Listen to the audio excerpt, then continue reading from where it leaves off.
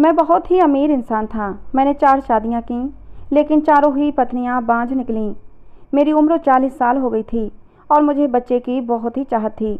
एक दिन मेरा दोस्त मुझे कोठे पर ले गया और कहा कि यहाँ एक लड़की पैसे लेकर बच्चा पैदा कर देती है।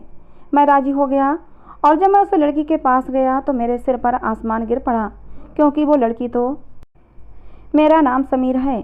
मैं बहुत अमीर था। बच्चे की तमन्ना में मैं शादी पर शादी करता गया और ऐसे करते करते मैंने 4 शादियां कर लीं, लेकिन मेरी किस्मत में बच्चा नहीं था। मेरी चारों ही पत्नियां बांझ निकलीं। मुझे कोई औलाद ना हुई। एक दिन मेरा दोस्त मुझसे कहने लगा कि एक तवाइफ है, वो पैसे लेकर बच्चे पैदा करती है। मैंने उस औरत को घर बुलाकर उसके चेहरे पर लगा मास्क उतारा तो मेरे सिर पर आसमान गिर पड़ा, क्योंकि मैं अपने दोस्त के साथ जिस जगह गया था वहाँ की रातें जागती थीं और दिन सोते थे। हर तरफ से गानों की आवाज़ और ढोलक की थाप के साथ घुंघरुओं की आवाज़ें आ रही थीं। मैं अपने दोस्त के साथ चलता हुआ तेज़ी से कदम उठाता जा रहा था। उस वक्त तो मेरा दिल बहुत तेज़ी से धड़क रहा था। मैं बहुत ही अमीर इंसान था। मेरे पास पैसे की कोई कमी नहीं थी, लेकिन यह भी सच था कि मैं अय्याश टाइप का हरगिज नहीं था। बाजारी हुस्न से मुझे कोई मतलब नहीं था, बल्कि मैं तो गर्दन नीचे करके निकल जाता था। और अब भी जब मेरा दोस्त मुझे इन बदनाम गलियों में लेकर आया था तो मैं सर नीचे किए हुए चला जा रहा था कि कहीं कोई मुझे पहचान न ले, क्योंकि मेरा शुमार बड़े बड़े बिजनेसमैन में होता था। मैं अपनी इज्जत के लिए डर रहा था, पर ये मेरी मजबूरी थी जो कि मुझे यहाँ पर खींच लाई थी। काफ़ी पुरानी इमारतें थीं, छोटी छोटी गलियाँ थीं। हर 2 मंजिल इमारत से नाच गाने की आवाज़ें गूंज रही थीं। इमारतों के बाहर मुंह में पान दबाए उस कोठे की दलाल खड़ी थीं। ग्राहकों को अपने कोठे में जाने को कह रही थीं, साथ ही बेबाक शब्द भी बोल रही थीं। साहब, हमारे कोठे को इज्जत बख्श के तो देखें, आपकी तबीयत हरी हो जाएगी। इस तरीके की बातें सुनकर मैं शर्म से ज़मीन में गड़ा जा रहा था। मेरा चेहरा लाल हो गया था। मैंने कभी इस तरह की बातें नहीं सुनी थीं। लगता था जैसे कोई कारोबारी कपड़े का बाजार हो और दुकानदार अपनी चीज़ों की तारीफ करके उसे बेच रहा हो। क्या औरत इतनी सस्ती और मामूली सी चीज़ थी। खैर, मैं दिल ही दिल में दोस्त की बात मानकर बहुत पछता रहा था। मुझे यहाँ आना ही नहीं चाहिए था। यहाँ आकर मैंने बहुत बड़ी गलती कर दी थी। मेरा दिल चाह रहा था कि मैं यहाँ से वापस चला जाऊँ कि तभी एक कोठे के पास जाकर मेरे दोस्त राजेश के कदम रुक गए थे। इससे पहले कि मैं मना करता, राजेश ने मेरा हाथ पकड़ा और फिर उस कोठे की सीढ़ियाँ चढ़ने लगा। सीढ़ियाँ सीमेंट की बनी हुई थीं और सीढ़ियों की दीवारों पर पान के दाग लगे हुए थे। चारों तरफ अजीब सी गंदी बदबू फैली हुई थी। हम लोग ऊपर गए तो आंगन में सफ़ेद चांदनी बिछी हुई थी और शराब गुलाब के फूलों से मिलकर एक अजीब सी बू का एहसास हो रहा था। सामने सफ़ेद चांदनी पर लाल रंग के तकिए टिकाए एक मोटी सी औरत बैठी हुई थी और जिसके सामने एक खूबसूरत सी लड़की डांस कर रही थी। पाँव में घुंघरू पहने गीत और गानों के बोलों पर डांस कर रही थी। सामने कालीन पर हारमोनियम और ढोलक वाले बैठे हुए थे, जो अलग से ही अपना एक राग बजा रहे थे। सामने एक अधेड़ उम्र मोटी सी औरत मुंह में पान दबाए हुए उस लड़की के डांस को देखते हुए पाँव हिला रही थी। मुझे वहाँ का माहौल देखकर दहशत सी होने लगी थी। मैंने राजेश से कहा कि चलो यहाँ से, मुझे यहाँ कोई बात नहीं करनी। तो वो कहने लगा, अरे मर्द बनो, क्यों इतना डर रहे हो। मुझे उस तख्त पर बैठी औरत के पास ले गया। वो शायद राजेश को जानती थी। मुझे उसके साथ देकर सर से पाँव तक राजेश से आंखों के इशारे से पूछने लगी, ये कौन है। राजेश ने कहा कि ये मेरा दोस्त है, इसे सीमा से मिलना है, क्योंकि इसे एक बच्चे की चाहत है। उसने झट ही मेरे आने की असल वजह भी बता दी थी। उस औरत ने पहले गुलदान में पान की पीक मारी, फिर मुझे देखने लगी। बोली, बैठो मियाँ, यूँ खड़े खड़े तो बात नहीं होगी तुमसे।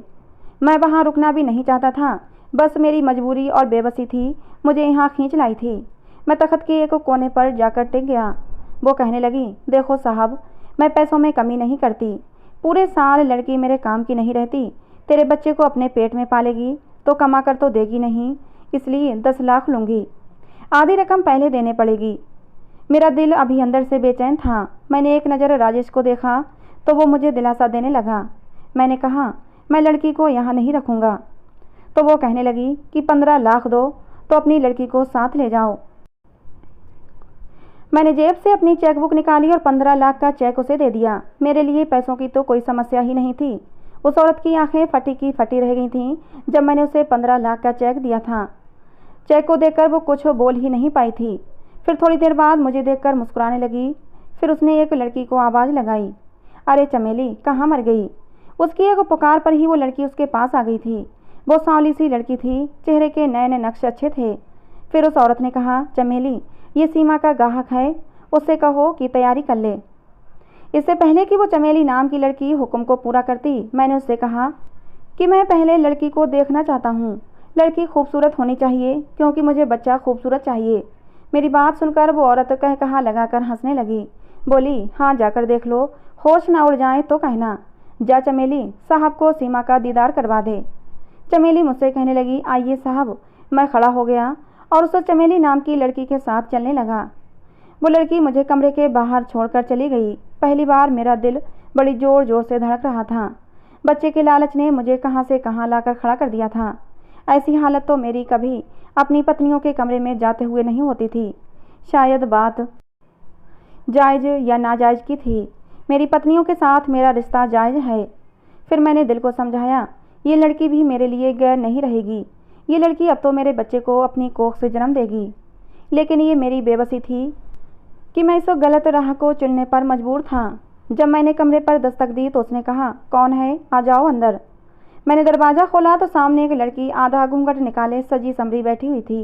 मैंने बड़ी मुश्किल से उसे बस एक नज़र देखा, फिर कमरे का दरवाज़ा बंद कर दिया और उसके पास आकर बैठ गया। मैंने अब तक उसका चेहरा नहीं देखा था, क्योंकि वो घूंघट निकाले बैठी थी। मैं उसके सामने जाकर बैठ गया, लेकिन खुद में इतनी हिम्मत नहीं थी कि उसकी तरफ देखूं और उसका घूंघट उठाऊं। मेरा ज़मीर मुझे इस बात की इजाज़त नहीं दे रहा था, और वो इसलिए कि मैंने आज तक कोई गुनाह नहीं किया था। जब वो मुझे यूँ खामोश देखती रही तो वो लड़की कहने लगी, क्या बात है साहब, पूरी रात क्या ऐसे ही बैठे रहोगे? उस लड़की की आवाज़ ने मुझे चौंका दिया। मैंने बड़ी मुश्किल से उसकी तरफ देखा था, जो मेरे लिए बिल्कुल अजनबी थी। देखिए, मैं आपकी कीमत दे चुका हूँ। मैंने बड़ी मुश्किल से अपने हाथों से उसका घूंघट उठाया और जैसे ही उसके चेहरे की तरफ देखा, मेरे होश उड़ गए थे। वो तो मैं बहुत ही दौलत वाला इंसान था, बाप दादा की करोड़ों की जायदाद का इकलौता वारिस था। लेकिन मेरी बदकिस्मती ये थी कि मैं बेऔलाद था। मैं ख़ानदानी रईस था। मेरी पहली शादी मेरे माता पिता की पसंद से हुई थी। मेरी पत्नी मेरे पापा के दोस्त की बेटी थी, लेकिन उम्र में मुझसे 7 साल बड़ी थी, लेकिन स्वभाव की बहुत ही अच्छी थी। मेरी शादी को 10 साल हो गए थे, लेकिन कोई बच्चा ना हुआ। मैंने अपनी पत्नी का बहुत इलाज करवाया, लेकिन वो मुझे बच्चा नहीं दे सकी। मैंने अपने भी सारे टेस्ट करवाए कि कहीं मुझ में कोई कमी ना हो, लेकिन डॉक्टरों ने कहा कि आपकी पत्नी कभी माँ नहीं बन सकती। आपकी सारी रिपोर्ट से क्लियर हैं, आप में कोई कमी नहीं है। 10 साल के लंबे इंतजार के बाद मैंने अपनी पत्नी कविता से कहा कि मुझे दूसरी शादी करनी है, क्योंकि मुझे बच्चे की लालसा है। मेरी बात सुनकर कविता बहुत रोई, लेकिन फिर मेरी मजबूरी को देखते हुए उसने मुझे दूसरी शादी की अनुमति दे दी। दूसरी शादी की, लेकिन दूसरी शादी को भी 5 साल हो गए और दूसरी पत्नी भी मुझे बच्चा नहीं दे सकी। मजबूरी में मैंने तीसरी शादी की। मैंने 5 साल तक इंतजार किया और तीसरी पत्नी भी मुझे बच्चा न दे सकी। चौथी पत्नी ने भी मुझे बच्चा नहीं दिया। मेरी शादी के 25 साल गुजर गए, लेकिन मुझे बच्चे की खुशी नहीं मिली। मेरी उम्र अब 35 साल की हो चुकी थी। मैं अपनी पत्नियों का इलाज करवा करवा कर थक चुका था। न जाने क्या समस्या थी, हर बार मेरी रिपोर्ट ठीक आती, बस मेरी पत्नियों की रिपोर्ट ही गलत निकलती थी। कभी कभी तो मेरा दिमाग इस बात को ही नहीं मानता था कि आखिर ऐसा कैसे हो सकता है कि मेरी चारों पत्नियां बाज निकलीं। अगर एक पत्नी के साथ ये समस्या होती तो बात समझ में आती थी। चारों पत्नियों में एक जैसी ही समस्या थी। खैर, जो भी कुछ हो, अब मैं 5वीं शादी नहीं कर सकता था। 4 शादियां करने पर ही मेरे बारे में लोग तरह तरह की बातें बनाने लगे थे कि मैंने अपनी पत्नियों पर जुल्म किया है। बच्चे के लालच में मैंने एक दूसरे के लिए सौतन लाकर बिठा दी है। लेकिन कुछ भी हो, मुझे अपनी चारों ही पत्नियां बहुत प्यारी थीं। मैं उन्हें बराबर का हक देता था और सबसे ही प्यार करता था। मेरी पत्नियां भी बहुत अच्छी थीं, आपस में प्यार मोहब्बत से रहती थीं और मुझसे भी बहुत मोहब्बत करती थीं। मैं उम्र के जिस हिस्से में पहुंच चुका था, वहां से आगे अब बुढ़ापे की शुरुआत थी। लेकिन मेरी ये करोड़ों की जायदाद का क्या होता? अगर मेरे एक भी बच्चा नहीं होता तो मैं अपनी सारी दौलत तो जायदाद आज किसके हवाले करके जाता? इससे भी बड़ी बात, मेरे दिल को सुकून नहीं था। मेरा दिल बेचैन रहता था कि मेरा भी अपना कोई बच्चा होता। इसी सिलसिले में जब मैंने अपने दोस्त राजेश से बात की तो उसने मुझे ये रास्ता दिखाया जो बिल्कुल गलत था। पहले तो मैंने मना कर दिया। मैंने कहा कि मैं एक शरीफ इंसान हूँ, एक तवाइफ से क्यों औलाद पैदा करवाऊँगा। मेरी बात सुनकर वो कहने लगा, तो क्या वो बच्चे के लिए 5वीं, 6ठी, 7वीं शादी करोगे? 4 पत्नियों से तो बच्चा पैदा नहीं कर सके, और फिर अपनी उम्र देखो, बुढ़ापे में कदम रख चुके हो। समय गुजरने के साथ साथ औलाद पैदा करने के चांसेस भी कम हो जाएंगे। राजेश बात तो ठीक कह रहा था, मुझे औलाद चाहिए थी। राजेश कहने लगा कि जो मैं बता रहा हूँ उससे तो ये बच्चा भी हो जाएगा और तुझे 5वीं शादी भी नहीं करनी पड़ेगी। फिर तुम दुनिया को कह देना कि 4 पत्नियों में से किसी एक को बच्चा हुआ है, किसी को कुछ सवाल करने की ज़रूरत नहीं पड़ेगी। मैं काफ़ी दिनों तक इस मसले पर सोच विचार करता रहा। मैंने अपनी पत्नियों से भी सलाह मशवरा किया, लेकिन जाहिर सी बात है वो मुझे कभी भी ऐसा करने के लिए अनुमति नहीं दे सकती थीं। एक तरफ मैं बच्चे को लेकर परेशान था, तो दूसरी तरफ मेरी पहली पत्नी अब बीमार रहने लगी थी। मैंने अपनी बाकी तीनों पत्नियों से इजाज़त ली कि ज़्यादा वक्त मैं अपनी पत्नी को देना चाहता हूँ। मेरी तीनों पत्नियों ने खुशी खुशी अनुमति दे दी थी कि मैं अपनी पहली पत्नी के साथ ज़्यादा से ज़्यादा वक्त गुजार सकता हूँ। ऊपर वाले की मेरे ऊपर कृपा थी कि चारों ही पत्नियाँ बहुत अच्छी थीं, कोई भी पत्नी कम उम्र नहीं थी। मेरी तीनों पत्नियाँ बेसहारा थीं, इसलिए सब ने आपस में बनाकर रखी थी। मेरी बाकी की तीनों पत्नियाँ बहुत ही गरीब बेसहारा थीं, और मैंने यही सोचकर उनसे शादी की थी कि उन्हें सहारा भी मिल जाएगा और मुझे बच्चा मिल जाएगा। लेकिन मेरी किस्मत ही ख़राब थी कि मुझे बच्चे की खुशी नहीं मिली थी, और मैं अपनी किसी भी पत्नी को छोड़ भी नहीं सकता था। ये मेरे उसूलों के खिलाफ था कि अगर मेरा उनसे मतलब पूरा नहीं हुआ तो मैं उन्हें छोड़कर बेसहारा कैसे कर सकता था। राजेश ने मुझे जो रास्ता दिखाया था, मेरा दिल नहीं मान रहा था, लेकिन बहुत सोच विचार के बाद मैंने आखिरकार इस फैसले पर पहुंच ही गया कि राजेश की बात मानने में ही भलाई है। आखिर इसमें हर्ज ही क्या है, और इसीलिए मैं उसके साथ कोठे पर आ गया था। लेकिन जब मैंने उस लड़की को देखा तो मेरे होश उड़ गए थे। उस लड़की का चेहरा देखते ही मैं कोठे से बाहर निकल आया था। फिर मैं कोठे पर नहीं रुका। राजेश ने मुझे पुकारा और पुकारता ही रह गया, पूछता रहा कि समीर तुझे क्या हुआ है, लेकिन मैंने कोई जवाब नहीं दिया। तेज कदमों से उस बाजार से निकलकर अपनी गाड़ी में बैठ गया। मैंने राजेश का आने का इंतजार भी नहीं किया। मैं वहाँ से सीधा घर आ गया। पूरा रास्ता मेरा बेचैनी से कटा था, एक पल को भी मुझे चैन नहीं आया था। घर आकर मेरी बेचैनी वैसी की वैसी ही थी। मैं आज किसी भी पत्नी के कमरे में जाना नहीं चाहता था। ड्राइंग रूम में ही बैठा सिगरेट पीता रहा। जब आधी रात गुजर गई, बार बार मेरे दिमाग में उस मासूम सी लड़की का चेहरा घूमने लगा। पता नहीं क्यों उस लड़की को देखते ही मुझे उस पर दया आ गई थी। वो तो बहुत ही मासूम थी, 17-18 साल की मासूम सी लड़की जो मेरी बेटी की उम्र की होगी। मेरे ज़मीर ने ये बिल्कुल गवारा नहीं किया कि मैं उसके साथ शारीरिक संबंध बनाऊं, और मेरे दिमाग की उलझन बढ़ने लगी थी। तब मेरी पहली पत्नी ड्राइंग रूम में आई थी। मुझसे कहने लगी, समीर क्या बात है, सोए नहीं आप? मैंने एक नज़र उसकी तरफ देखा, फिर नाम में सिर हिला दिया। वो मेरे पास बैठ गई, कहने लगी, क्या कोई परेशानी है आपको? मैंने एक नज़र उस पर डाली। मेरा उसका साथ 25 साल का था, और अब वो बीमार रहने लगी थी। मैंने उसका हाथ थामा और कहा, तुम्हारी तबीयत कैसी है? कहने लगी, मुझे अपने बचने की उम्मीद नहीं। मेरे पेट का अल्सर कैंसर का रूप धारण कर चुका है, और इस बीमारी से मैं अब और ज़्यादा लड़ नहीं सकती। मेरी पत्नी की आंखों में आंसू आ गए थे। मैं भी जानता था कि मेरी पत्नी कुछ ही महीनों की मेहमान है, और इसीलिए मैं अपना सारा समय उसी के साथ बिताता था। मेरी पत्नी ने रोते हुए अपना सिर मेरे कंधे पर टिका दिया। मैंने उसे अपनी बाहों में ले लिया और कहा, कविता, मैं चाहता हूँ कि मैं तुम्हें लंदन ले जाऊँ और वहीं तुम्हारा इलाज करवाऊँ। मेरी बात पर वो कहने लगी कि कोई फ़र्क नहीं पड़ेगा, समय गुजर चुका है, मेरा समय अब करीब आ चुका है। लेकिन मरने से पहले मेरी एक आखिरी इच्छा पूरी कर दें। मुझे इस घर में बच्चे की किलकारियाँ देखनी हैं। एक छोटा सा प्यारा सा बच्चा आपकी गोद में देखना चाहती हूँ। आप चाहें तो मुझे तलाक दे दें और किसी ऐसी औरत से शादी कर लें जो आपको बच्चा दे सके। कविता की बात सुनकर मेरी आंखों में भी आंसू आ गए। मैंने कहा, कविता, मैं तुम्हें मरने से पहले और ज़्यादा दुख नहीं देना चाहता। पहले ही मैं तुम्हें बहुत दुख दे चुका हूँ। तुम्हारे लिए 3-3 सौतनें लाकर बिठा दी, लेकिन अब इतना बड़ा दुख मैं तुम्हें दे नहीं सकता। मेरी बात सुनकर कविता बहुत ही दुखी मन से कहने लगी, मुझे आपकी कोई भी बात बुरी नहीं लगी है।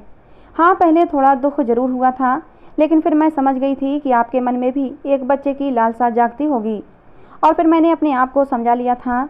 लेकिन मुझे कहाँ पता था कि मेरा मनहूस साया आपको कभी बाप नहीं बनने देगा। इसीलिए मैं कह रही हूँ कि आप मुझे तलाक दे दें और एक ऐसी औरत को घर ले आएं, उससे शादी कर लें जो आपको बच्चा दे सके। जब मैं आपकी ज़िंदगी से चली जाऊंगी तो हो सकता है आपको बच्चे की खुशी मिल जाए। इतना कहकर वो रोने लगी। मैंने कहा, ऐसा कुछ नहीं है, ऐसा मत सोचो, शायद बच्चा मेरे नसीब में ही नहीं था। मेरी बात सुनकर वो कहने लगी, आपने शादी हमेशा बेसहारा लड़कियों से ही की ताकि आपकी बात भगवान को पसंद आ जाए, लेकिन आज आप उस कोठे से भागकर क्यों आ गए? उसके मुंह से ये बात सुनकर मुझे हैरत का तेज झटका लगा। मैंने कहा, तुम्हें किसने बताया? मेरी बात सुनकर उसने एक गहरी सांस ली और कहने लगी, वो सब छोड़ो, मेरी बात का जवाब दें।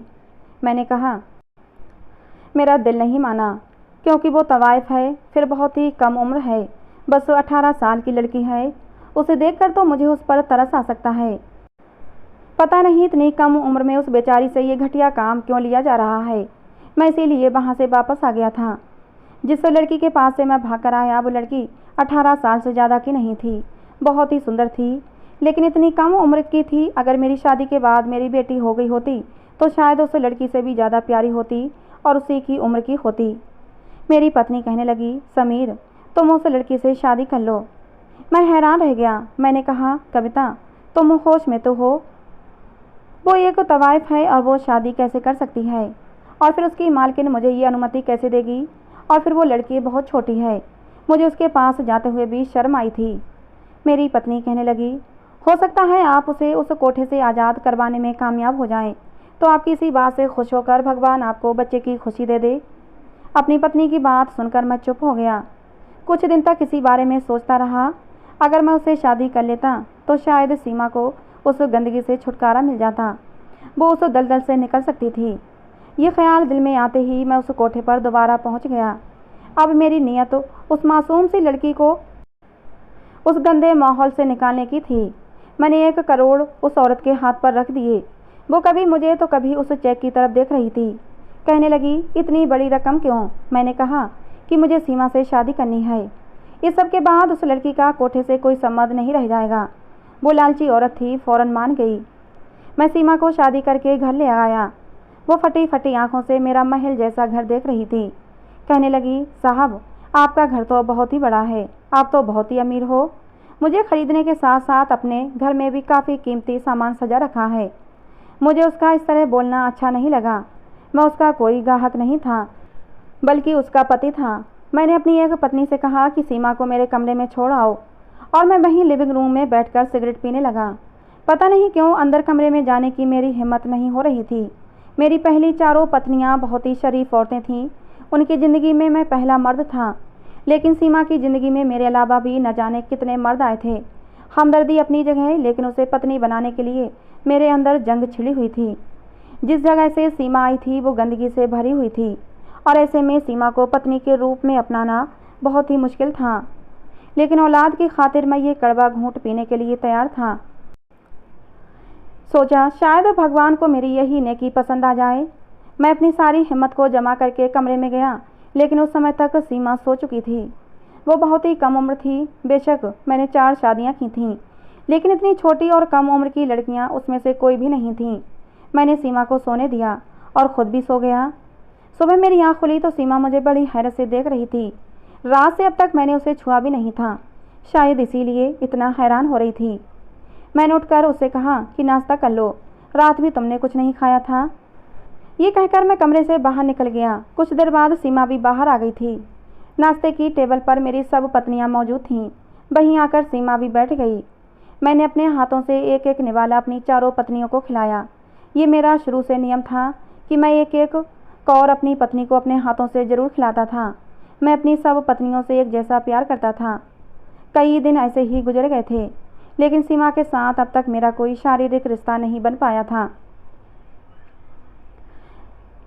कुछ दिन ऐसे ही गुजर गए थे कि एक दिन सीमा मुझसे कहने लगी कि आपने इतने सारे पैसे देकर मुझे क्यों ख़रीदा। मैं उसके मुंह से ये सब सुनकर हैरान हो गया। मैंने कहा, ये बात क्यों कही तुमने?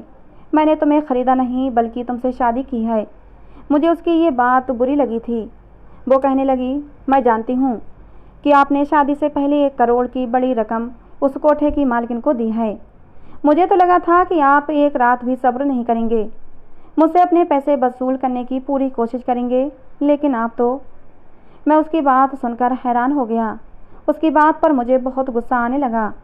अगर वो और इससे आगे कुछ बोलती तो शायद मैं उसके मुंह पर थप्पड़ भी मार देता, लेकिन वो चुप हो गई थी।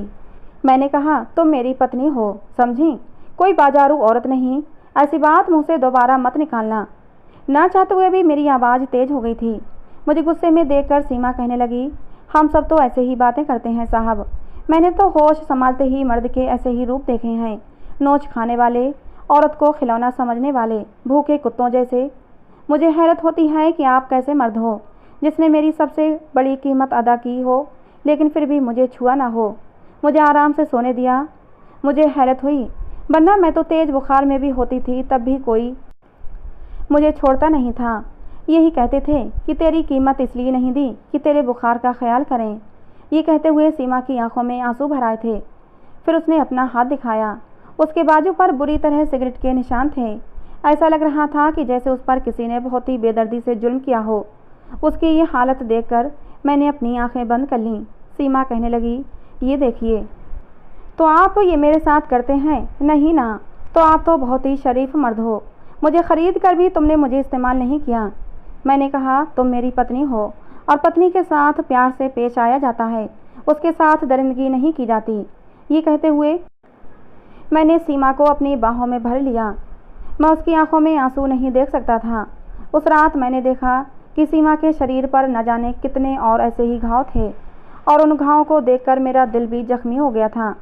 मैंने उस पूरी रात सीमा को अपनी मोहब्बत से भिगोया था। सीमा को तो विश्वास ही नहीं हो रहा था कि मर्द ऐसे भी प्यार करते हैं। उसने तो मर्द का दूसरा ही रूप देखा था। धीरे धीरे सीमा के घाव भी भरने लगे थे और अब उसकी बाजारी जबान भी सुधरने लगी थी। वो मेरे रवैये और मेरी मोहब्बत से बहुत खुश थी और धीरे धीरे वो मुझसे बहुत मोहब्बत करने लगी थी। और फिर शादी के कुछ ही महीने बाद मुझे खुशखबरी मिल ही गई। सीमा उम्मीद से थी। मुझे तो अपने कानों पर विश्वास ही नहीं हो रहा था। 9 महीने तक मैंने सीमा का बहुत ख्याल रखा, बल्कि उसे बिस्तर से पैर भी नीचे नहीं रखने दिया। और जब वो डिलीवरी का समय आया तो मैं लेबर रूम के बाहर बहुत ही बेचैनी से चक्कर काट रहा था। लेकिन जब लेडी डॉक्टर बाहर आई और बेहद परेशानी में कहने लगी कि आपकी पत्नी की हालत ठीक नहीं है, या तो हम माँ को बचा सकते हैं या फिर बच्चे को। ये सुनकर तो मेरे होश ही उड़ गए थे। मुझे इतने समय बाद बच्चे की खुशी मिली थी, लेकिन मेरे सामने अब एक आजमाइश खड़ी थी। इस समय मेरी हालत क्या थी ये वही समझ सकता था जिस पर यह सब बीता हो। मैंने अपनी आंखें बंद कर ली। मैंने कहा कि आप माँ को बचाएं, बच्चे का तो भगवान मालिक है। डॉक्टर अंदर चली गई और मेरी आंखों से आंसू बहने लगे थे। ये सच था कि मेरी पहले से 3 पत्नियां और भी थीं, लेकिन मैं अपने लालच के खातिर किसी की जान लेने का सोच भी नहीं सकता था। मेरा और सीमा का साथ 1 साल का था और इस 1 साल में मैं सीमा के बहुत करीब हो चुका था।